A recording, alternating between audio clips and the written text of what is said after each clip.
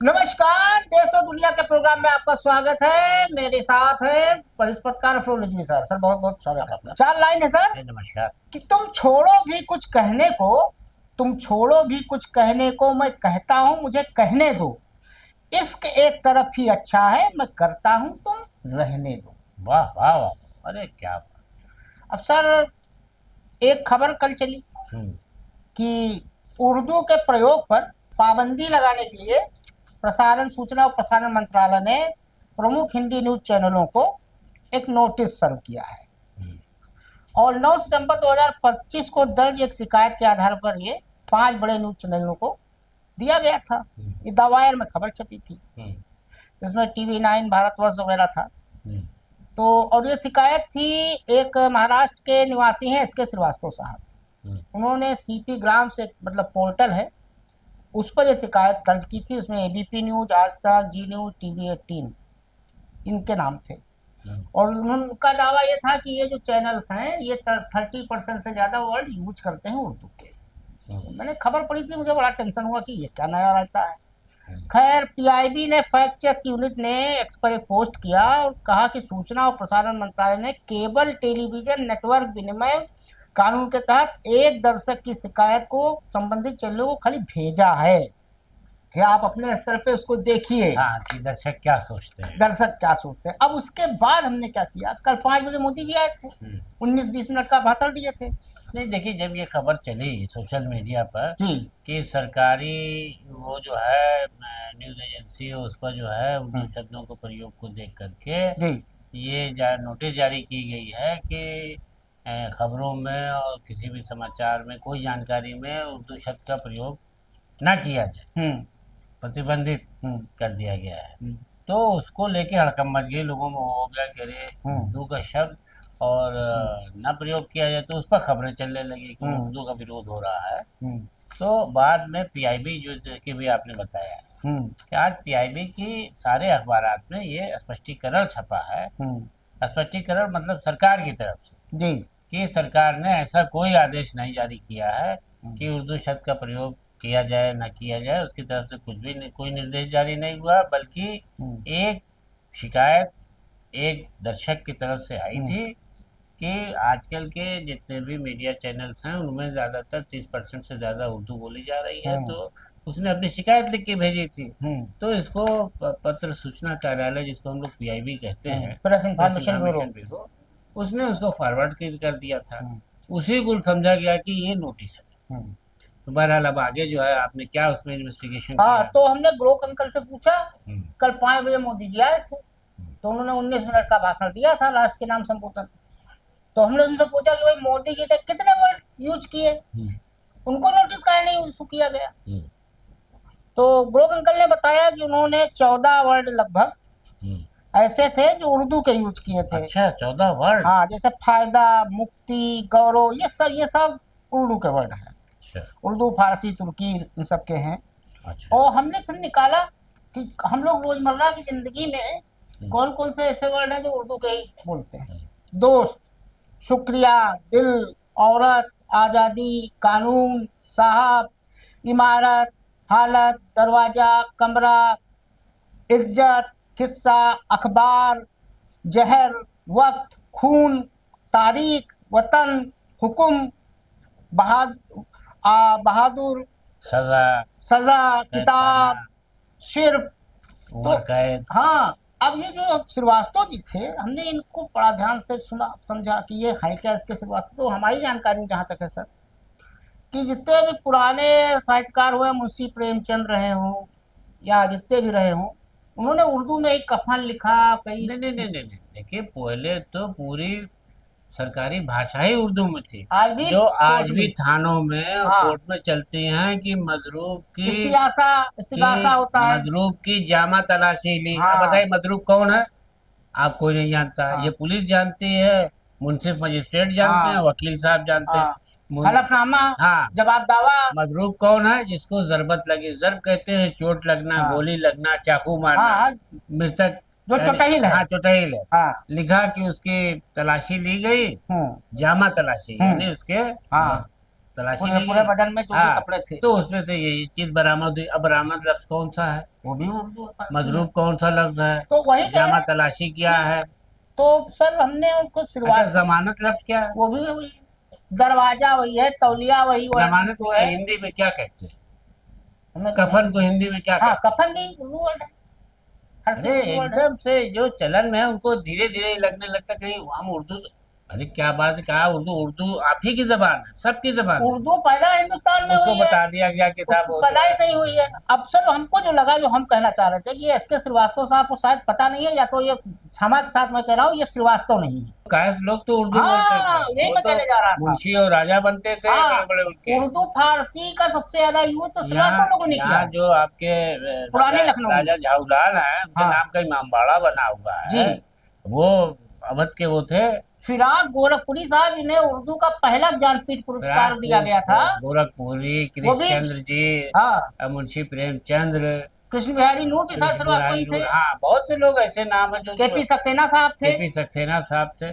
आज भी बहुत से तमाम कई ऐसे शायर हैं जो हिंदू हैं और बड़े बड़े मुशायरे में तो जाते मुझे हैं। नहीं समझ में आया ये श्रीवास्तव जी को कहाँ से सनक लगी, इनको बड़ा हिंदी से प्यार था। नहीं ये देखिए, ये दिन भर में कितना वर्ड नफरत फैलाने का हाँ एक तरीका बन गया है। कुछ ऐसी बात छेड़ो हाँ कि लोग जो है उसी में उलझ जाए। बस। तो सर हुआ क्या कि एक कल हम लोगों ने चर्चा की थी, राजस्थान में 25.25 लाख लोगों ने चपरासी हाँ परीक्षा हाँ, दी थी। ग्रुप डी की। हाँ भरा था।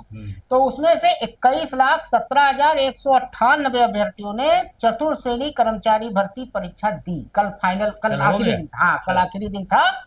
21 लाख लोगों ने दे दी। हाँ 21,17,000। 5,000 कुछ पद हाँ है। हाँ 52,000 54,000 हाँ 52-54 हजार। और 15 दिन में इसका आंसर की जारी हो जाएगा।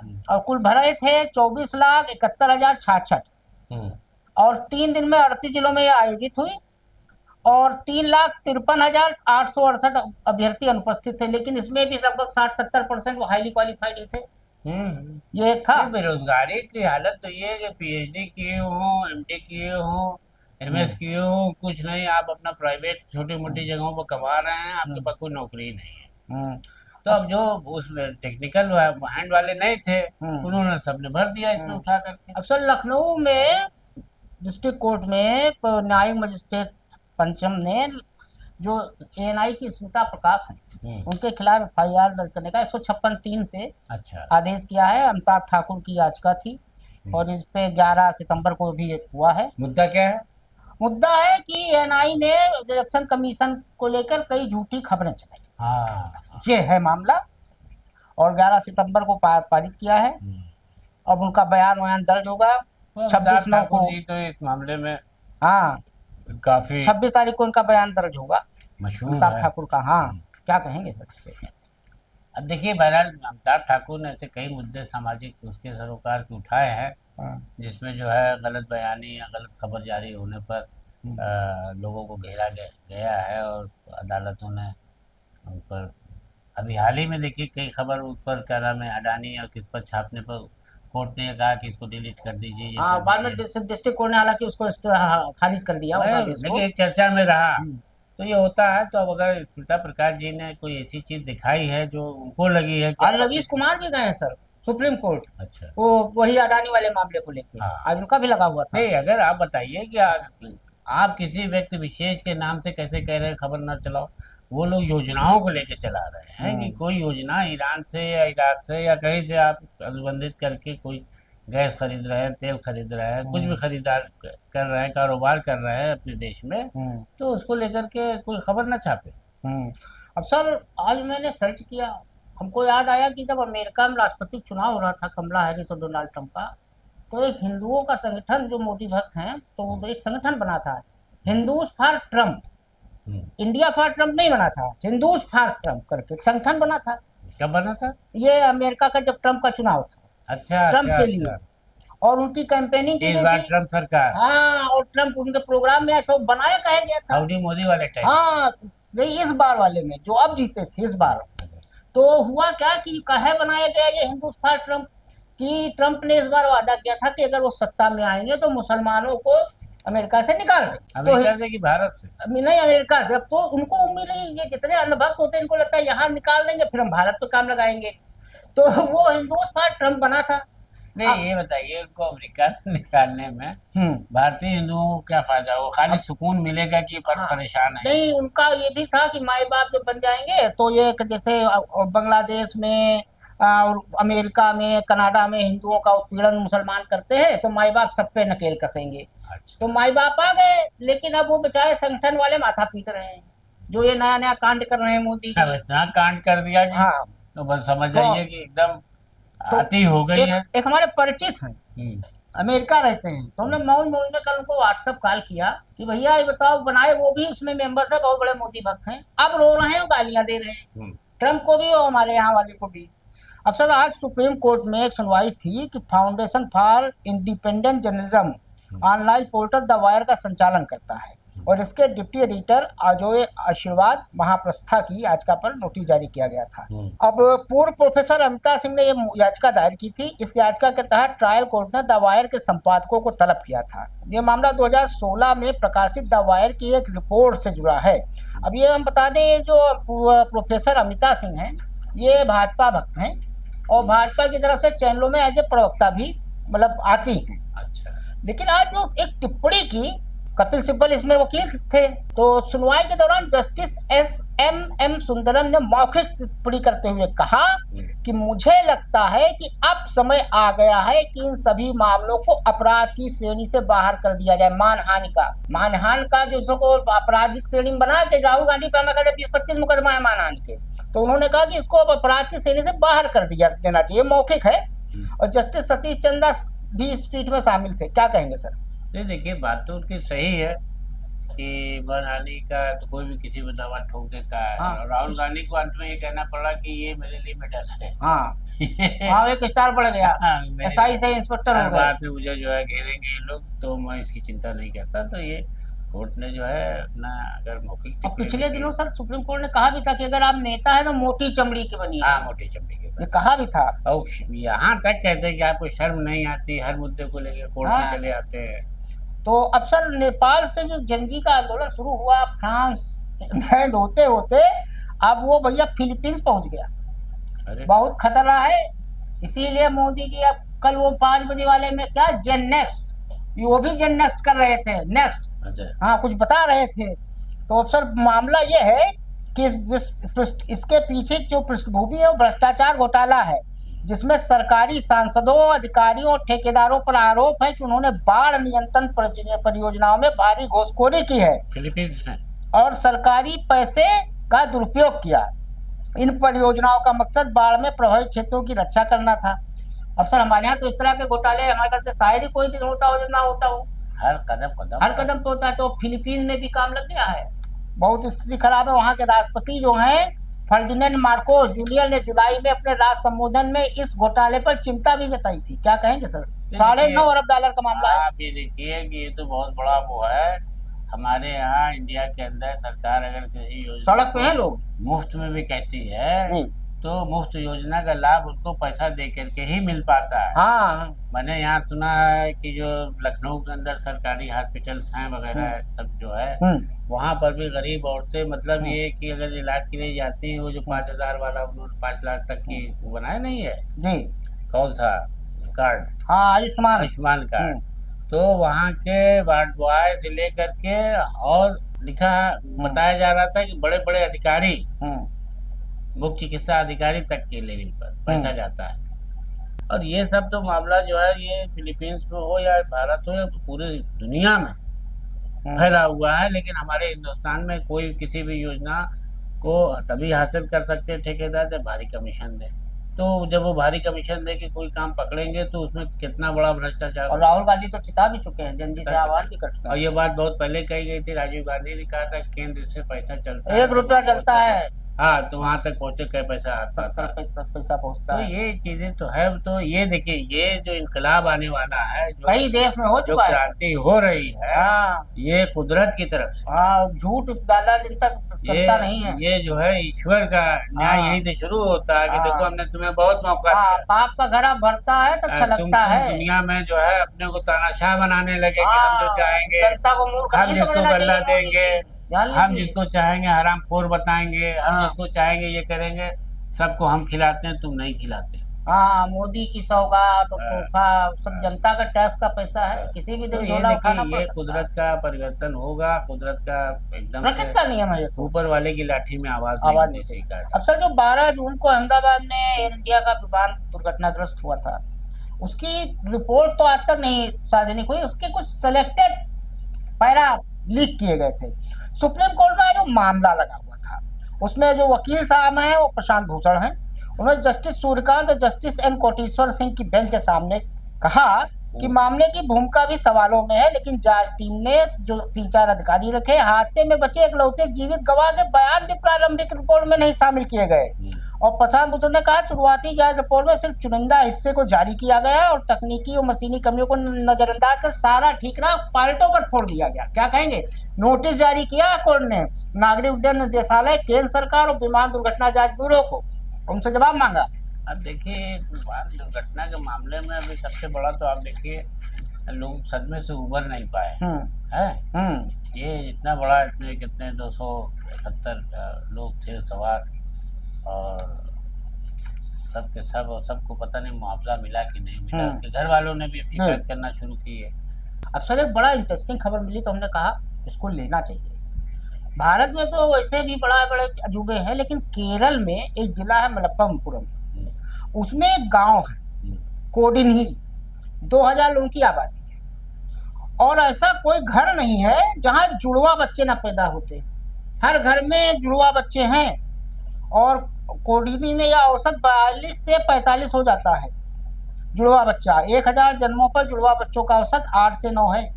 क्या कहेंगे? साइंटिस्ट इस पर रिसर्च कर रहे हैं सर। देखिए देखिए, वो तो जुड़वा बच्चों वाला गांव मशहूर हो गया है। हाँ, अब कहा जाता है कि कौन सा गांव जुड़वा बच्चा, हाँ, पूरी दुनिया में मशहूर हो गया है। दुनिया मशहूर हो गया। तो ये है कि भाई, अब तो कुदरत का है मामला।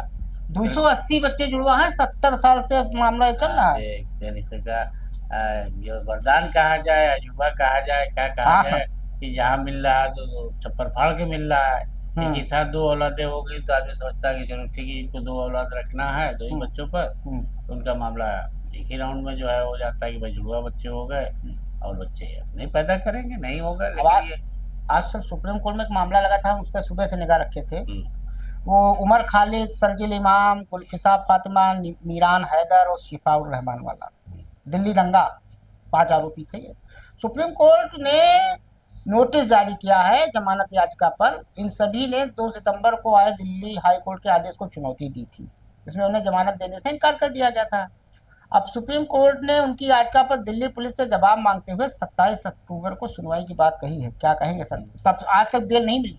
नहीं, देखिए, ये तो बहुत सही है कि उसपे जो वकील है कपिल सिब्बल साहब, अभिषेक मनु सिंघवी, अभिषेक मनु सिंघवी साहब की पूरी कोशिश है कि 5 साल से ये लोग बंद हैं, और इनको बड़े बड़े मामलों में लोगों को जमानत मिली, इन्हीं को नहीं मिल पाई।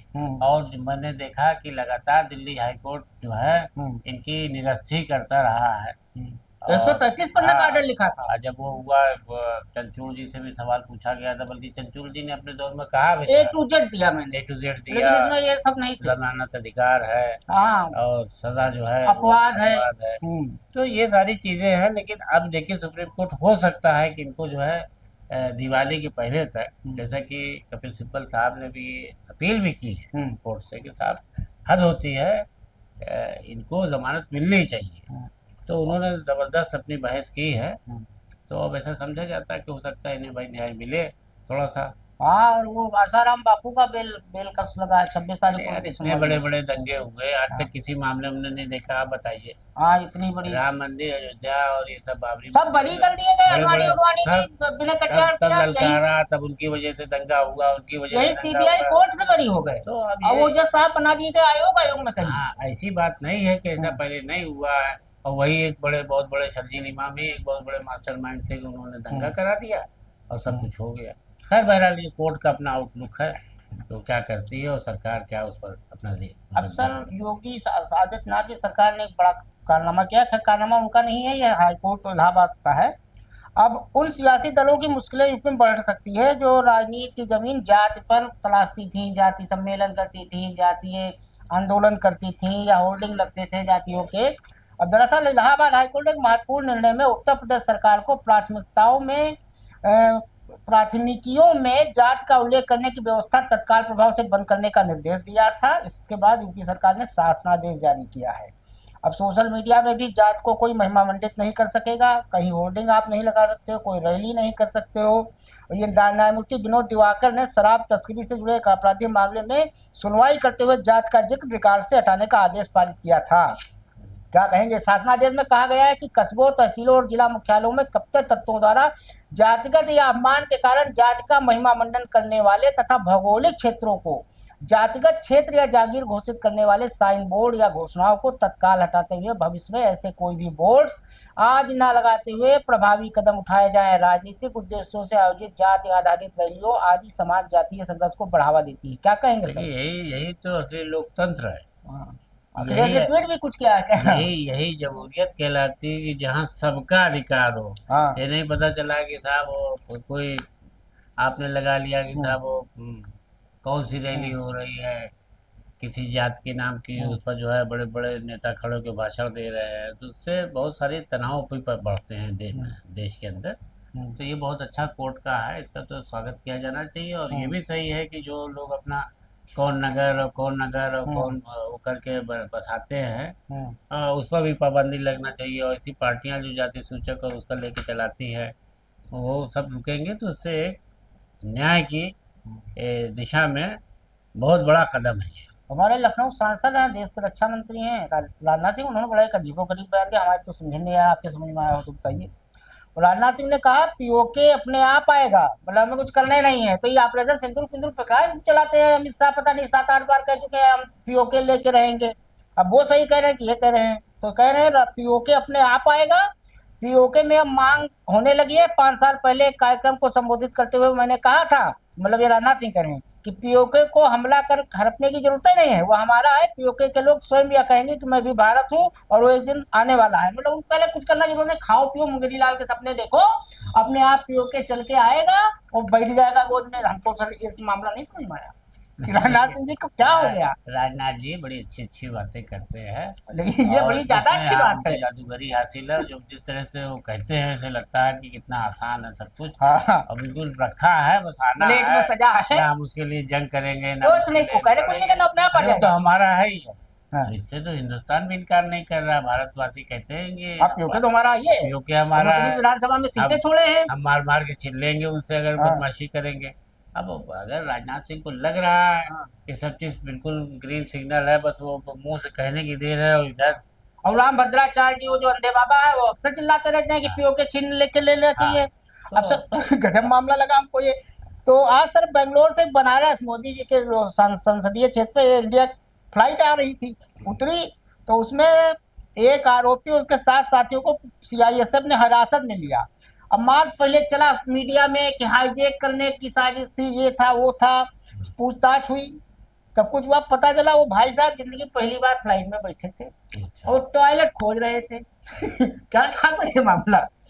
नहीं देखिए, उसमें पहले ये गुमराह हुए लोग, उसमें ये भ्रम पैदा हुआ कि एक व्यक्ति जो था, नहीं मैं भी जहाज में, मेरे साथ भी हुआ है कि दोनों साइड में, आगे और पीछे दोनों साइड में बाथरूम होता है, यूरिनल होता है। तो टॉयलेट में हम भी गए तो अब आदमी पूछने में थोड़ा सा जो है वो कतराता है।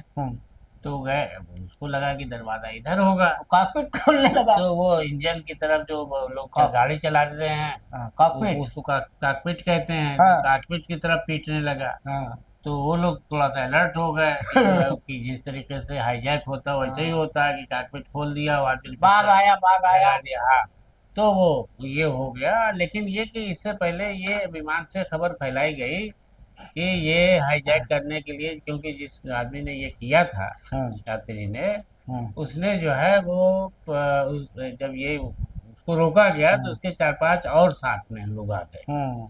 तो उसको लेके कहा गया कि उसके साथ हो सकता है कि उसके साथ जो लोग यात्रा कर रहे हों, ये देखा हो कि कोई आदमी डांट फटकार रहा है हमारे साथी को, तो चले गए वो बीच बचाव करने।